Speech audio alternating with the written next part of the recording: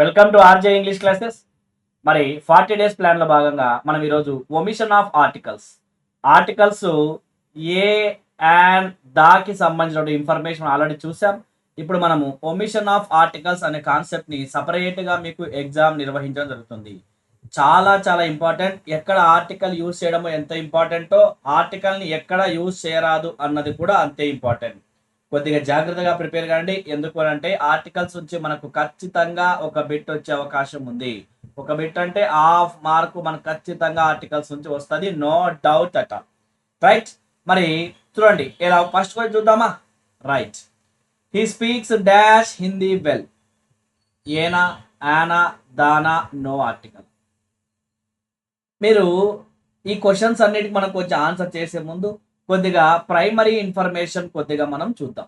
ఈ omission of articles కు సంబంధించి ఒమిషన్ ఆఫ్ ఆర్టికల్స్ ఎలా మనం చూస్తాము అని అంటే, ఉమా ఉమా ప్రైమరీ స్కూల్ చదివింది, ఆ తర్వాత ఎంపీసీ చేసింది, ఆ తర్వాత ఫోర్డ్ కార్ వేసుకొని ఎంజేబీ మాల్ పోయింది. దీని ద్వారా మనం ఒమిషన్ ఆఫ్ ఆర్టికల్స్ అన్నీ ఈజీగా గుర్తుపట్టచ్చు. ఫస్ట్ ఏంటంటే యు అంటే అన్కౌంటబుల్ నౌన్స్. అన్కౌంటబుల్స్ నౌన్స్ ముందు మనము ఆర్టికల్స్ వాడరాదు. అన్కౌంటబుల్ నౌన్స్ అంటే ఏమొస్తాయి మనకు? మెటీరియల్ నౌన్ వస్తుంది, అబ్స్ట్రాక్ట్ నౌన్ వస్తుంది. ఈ నౌన్స్ ముందు మనం ఆర్టికల్ వాడరాదు. అలానే ఎం అంటే before the names of meals యొక్క పేర్ల ముందు కూడా మనం ఆర్టికల్ వాడరాదు. ఏ అంటే అబ్స్ట్రాక్ట్ నౌన్స్ యొక్క పేర్ల ముందు కూడా మనం ఆర్టికల్ వాడరాదు. మరి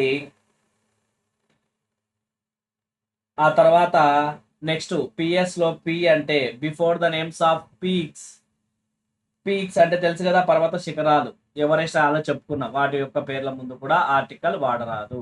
ఆ తర్వాత ఎస్ అంటే సీజన్స్ యొక్క పేర్ల ముందు కూడా ఆర్టికల్ వాడరాదు. అంటే ద సమ్మర్, ద వింటర్ అని వచ్చినప్పుడు.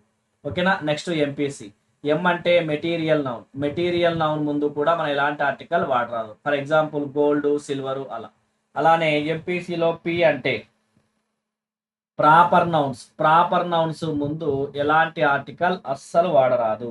ఈ ప్రాపర్ నౌన్స్ లోకి మనకు లాంగ్వేజెస్ వస్తాయి, గేమ్స్ వస్తాయి, అలానే డేస్, మంత్స్, విలేజ్ నేమ్స్, వీటన్నిటి ముందు కూడా అవన్నీ ప్రాపర్ నౌన్ కిందకే వస్తాయి కాబట్టి మనం అక్కడ ఆర్టికల్ వాడరాదు.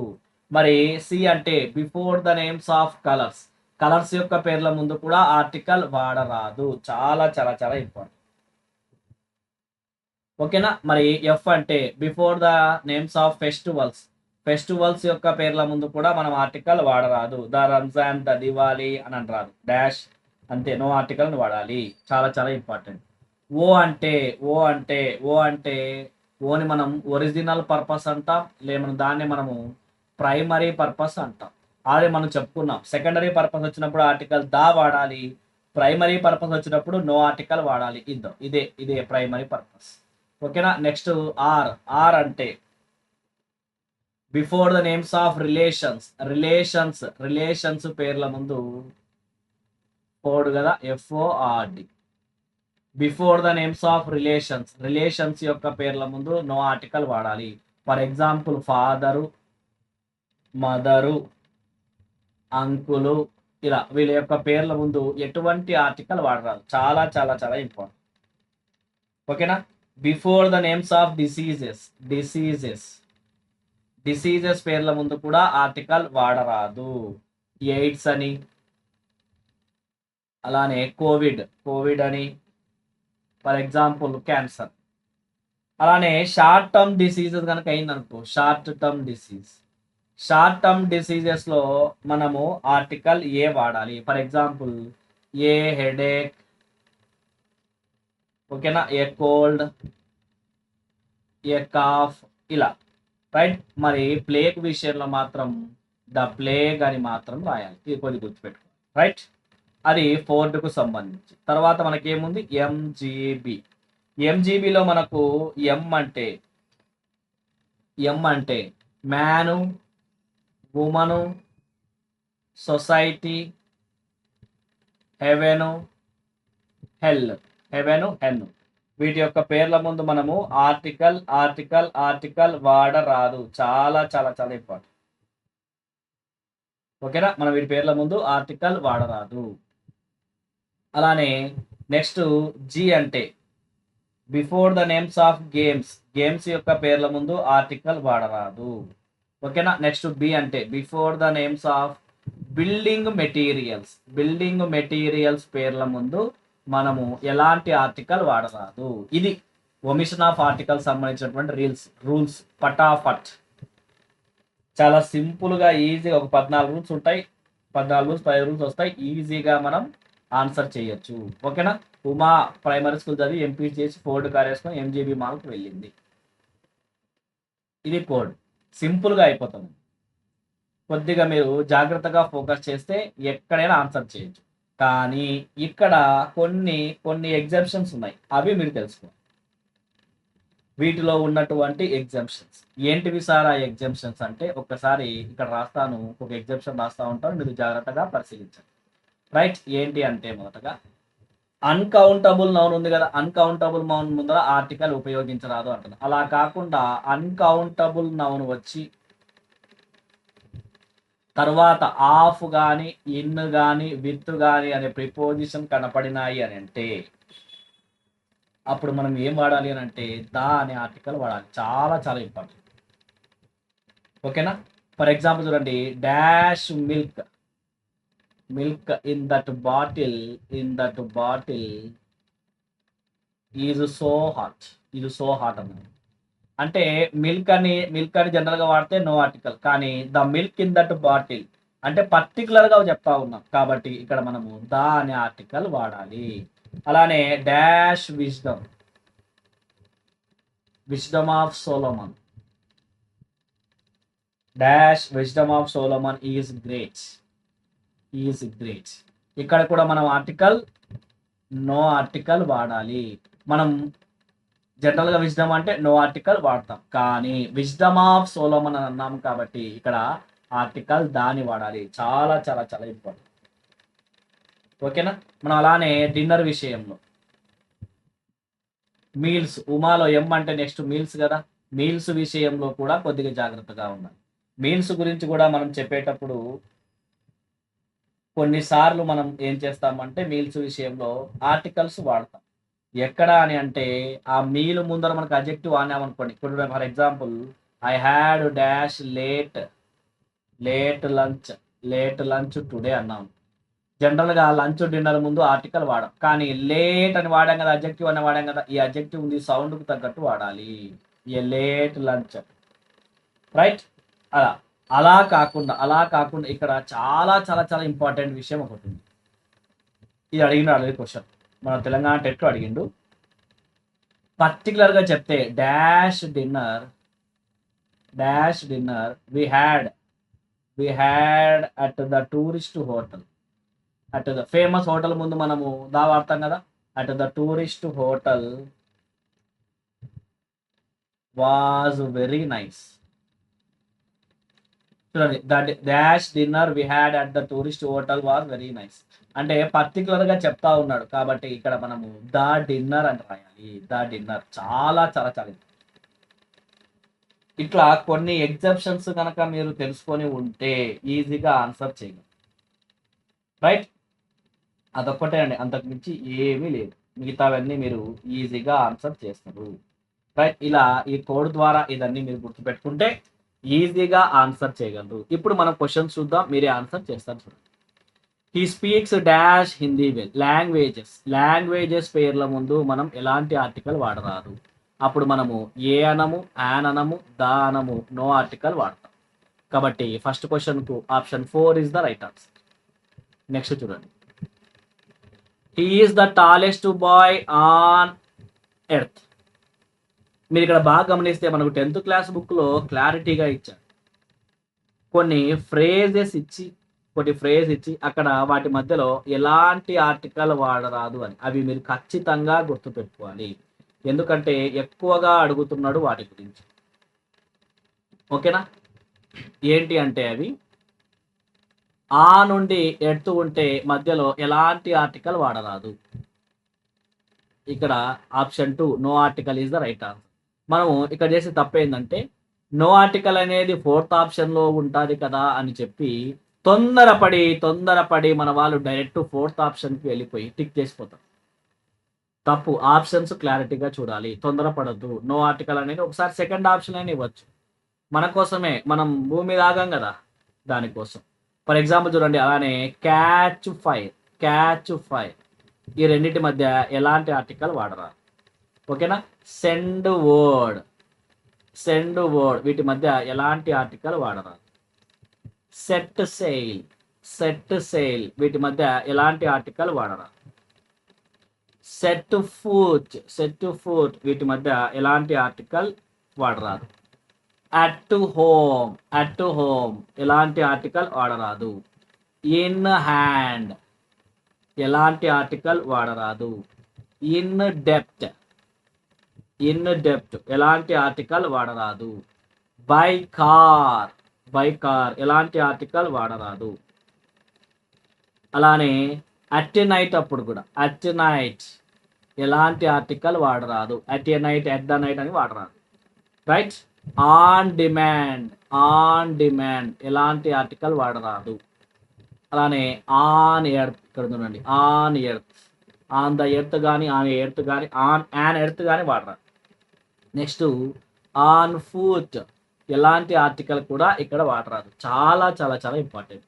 మనకు ఇది అడిగిండు క్వశ్చన్, ఇది లాస్ట్ డిఎస్సి టెట్లో డిఎస్సిలో అడిగిండు.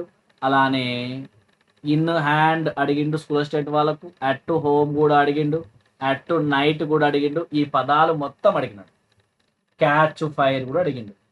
రైట్. ఇక్కడ చూడండి, మా 10th క్లాస్ బుక్లోంచి ఇవన్నీ బిట్స్ వచ్చినట్టువి. మీరు కొద్దిగా ఇక్కడ ఫోకస్ చేయాలి. రైట్. కొంచెం జాగ్రత్తగా ఉండండి. ఓకేనా. ఇది సెకండ్ క్వశ్చన్. నెక్స్ట్ మనము థర్డ్ క్వశ్చన్ చూద్దాం.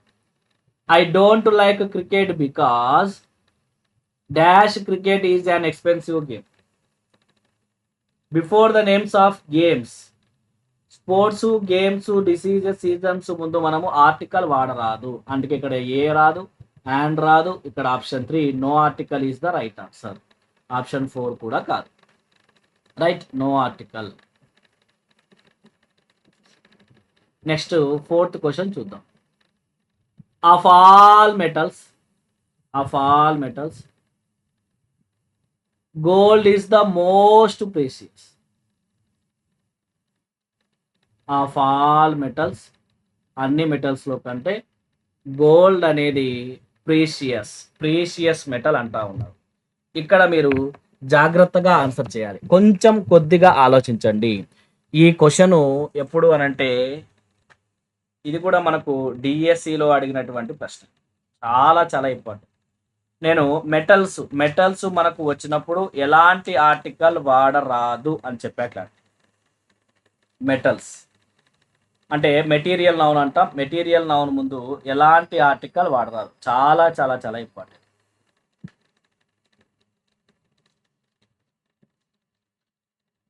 సార్, నువ్వు దాంతోపాటు మెటీరియల్ నౌన్ తర్వాత ఆఫ్ కానీ, ఇన్ను కానీ, విత్ కానీ చెప్పావు కదా. ఇక్కడ మెటీరియల్ నౌన్ తర్వాత ఉందా?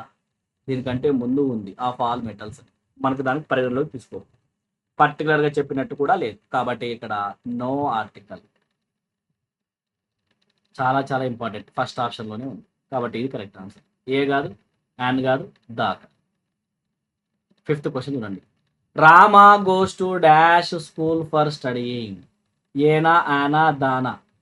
మనకు స్కూల్కి ఎందుకు పోతాం? చదువుకోనికే కదా పోయేది. కాబట్టి ఇది ప్రైమరీ పర్పస్ అయితే.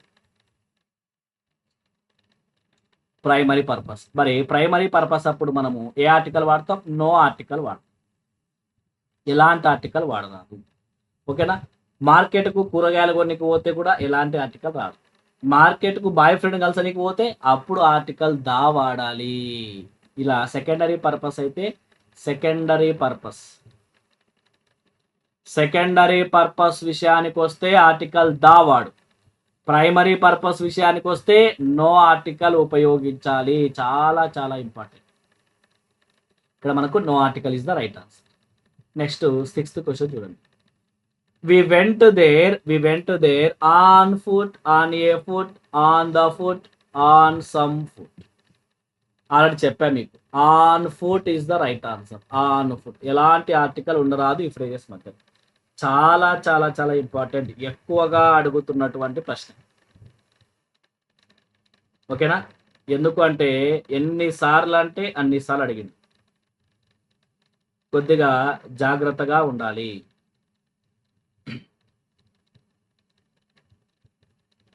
Next, dash is the only animal that invents something. Dash is the only animal that invents something. ఇక్కడ ఏ ఆర్టికల్ వాడాలి? ఓన్లీ ఇక్కడ దా వాడతా సార్ నేను అంటే తప్పు. పర్టికులర్ చెప్తున్నాం కదా మ్యాన్ ఇన్వెంట్ చేస్తాడని అని ఆలోచించరాదు. మ్యాను ఉమెను ఆల్రెడీ చెప్పా. ఎక్కడ మ్యాను ఉమెను సొసైటీ హెవెను హెల్ ఈ పదాల ముందర మనము నో ఆర్టికల్, ఎలాంటి ఆర్టికల్ను ఉపయోగించరాదు. చాలా చాలా చాలా ఇంపార్టెంట్, ఇది మీరు గమనించాలి. రైట్, అప్పుడు మనకి ఇక్కడ నో ఆర్టికల్ వాడాలి. ఎలాంటి ఆర్టికల్ వాడాలి? ఏ కాదు, యాన్ కాదు, దా కాదు. ఓకేనా? చాలా చాలా ఇంపార్టెంట్. నెక్స్ట్ చూడండి, choose the correct sentence with respect to the use of articles. Choose the correct sentence with respect to the use of articles. Man is a mortal, the man is a mortal, man is mortal, man is. ఇది కనీసం ఒక 5 to 7 times అడిగిండు question. తిప్పి తిప్పి తిప్పి తిప్పి తిప్పి తిప్పి అడుగుతుండు. ఒకసారి ఏమంటాడు, ఒకసారి మ్యాన్ అంటాడు, ఈజ్ అంటాడు, డాష్ మోర్టల్ అంటాడు. ఒకసారి ఇట్లా అడుగుతాడు, ఒకసారి డాష్ మ్యాన్ అంటాడు, ఈజ్ అంటాడు, మోర్టల్ అంటాడు. ఒకసారి మ్యాన్ అంటాడు, ఈజ్ అంటాడు, డాష్ మోర్టల్ అంటాడు. ఇట్లా డిఫరెంట్ ఇది ఒక మోడల్. ఎన్నిసార్లు అడిగిండు అని అంటే అన్నిసార్లు దీనిపైన ఎందుకు ఇష్టమో అర్థం కావట్లేదు అని అడుగుతూనే ఉన్నాడు. ఎందుకంటే కన్ఫ్యూజ్ అవుతారు. మ్యాన్ ఈజ్ మోర్టలా, మ్యాన్ ఈజ్ ఏ మోర్టలా, ద మ్యాన్ ఈజ్ ఏ మోర్టలా అని. మ్యాన్ ఈజ్ మోర్టల్ అంటే అర్థం ఏంటి? మానవుడు ఎల్లకాలం బతికిన్నాడు, వాడు కూడా సత్యతోడే అని అర్థం. Right, all humans are subject to death and can't live forever. అందరూ కూడా హ్యూమన్స్ అందరూ కూడా సస్తారు, ఎక్కువ కాలం అందరూ బతికి అలానే ఉండరు అని చెప్పడం. మ్యాన్ ఈజ్ మోర్టల్ అంటాం. ఓకేనా? అప్పుడు మనం man is a mortal wrong answer. Man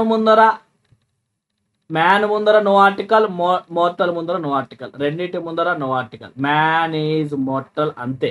ఇది option 3 is the right answer. అంతేగాని మ్యాన్ ఈజ్ ఏ మోర్టల్ అనరాదు, man is a mortal the man is a mortal అని అస్సలు అనరాదు. మ్యాన్ ఈజ్ మోర్టల్ అంతే. 8th క్వశ్చన్కు option 3 is the right answer.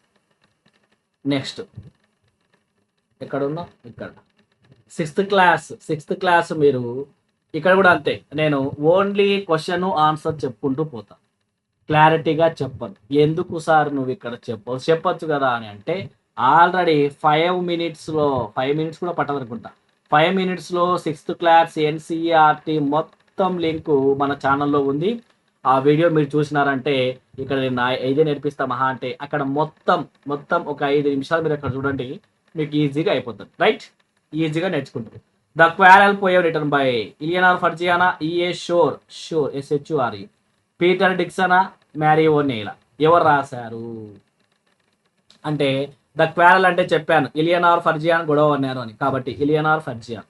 The quarrel poem written by Eleanor Farjeon. Next, beauty కాదు, the beauty poem written by, the beauty poem ఎవరు రాశారు? Loren M Hallira, Mary Benna, Louis Abaitana, Walter de la Mare. దీనికి answer మన వాళ్ళు ఇబ్బంది పడతారు. ఎందుకు అని అంటే, ద బ్యూటీ పోయం రాసింది ఎవరు అంటే, మనకి ఇక్కడ పేరు ఏమి ఇచ్చింటాడు అంటే ఈఏ షూర్ అని ఇచ్చింటాడు, ఈఏ షూర్. కానీ ఈఏ షూర్ అనేది లూయిస్ అబైటా, ఈమె ఈ లూయిస్ అబైటా యొక్క పెన్ నేమ్, ఆమె యొక్క ఒరిజినల్ నేమ్ లూయిస్ అబైటా. అంటే ఇక్కడ ద బ్యూటీ రాసింది ఎవరు? Louis Abaita is the right answer. ఓకేనా? ఇలా అడిగితే ఇబ్బంది పడుతుంది. ఇది ఈ క్వశ్చన్ యొక్క ఎక్స్ప్లెనేషన్. రైట్, మరి ఇప్పటితో మనకు ఆర్టికల్స్కి సంబంధించినటువంటి క్లియర్ కట్ ఇన్ఫర్మేషన్ చెప్పాను. ఇంకా కొన్ని రిపీటెడ్గా నెక్స్ట్ మనము ర్యాపిడ్ రివిజన్లో ఇంకా క్లారిటీగా చూద్దాం. రైట్, మరి నెక్స్ట్ వీడియోలో నెక్స్ట్ పేపర్ ఎక్స్ప్లెనేషన్ చూద్దాం. Right, thank you so much.